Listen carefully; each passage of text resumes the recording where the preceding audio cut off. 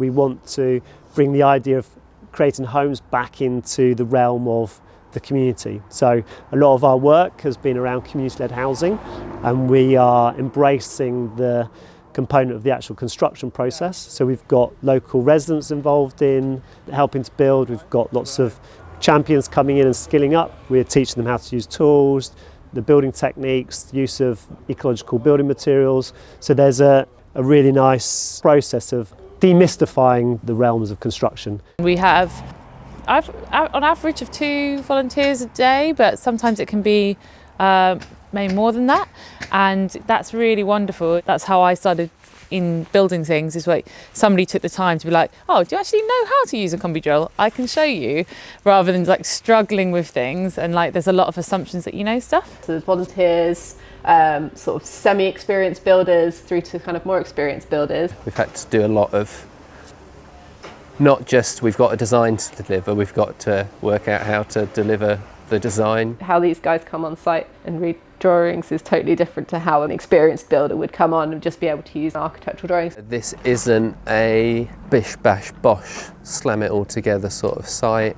It's not a site where you're sneered at if you don't know how to do everything. It's a site where we're trying to work together to get a very high quality product. So if people don't know how to do things, they can ask. If they're not clear of the details, they can ask. We want them to understand what's going on as well. We don't want just blindly building things. We want to understand why we're using certain materials and how they go together. I've learned a lot doing it, but I've learned that there's a lot more.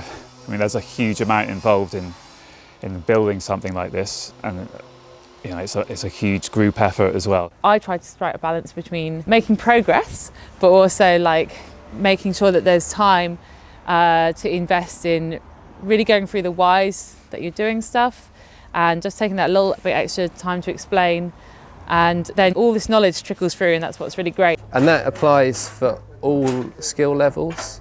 So just because you've been doing it for 5, 10, 15 years doesn't mean you can't still learn from other people. It's a really supportive and friendly group of people. It's a great way to sort of learn those skills in an environment where there's not too much pressure. You know, you've got time to maybe learn at your own pace with people to advise you and help and support you. So yeah, I think it's a great way to learn a bit more about construction and get a bit more handy and build your confidence up with using the kind of tools that you'll need to use. I think that Snug in particular put a lot of emphasis on getting people that really want that experience and providing such an ample training ground.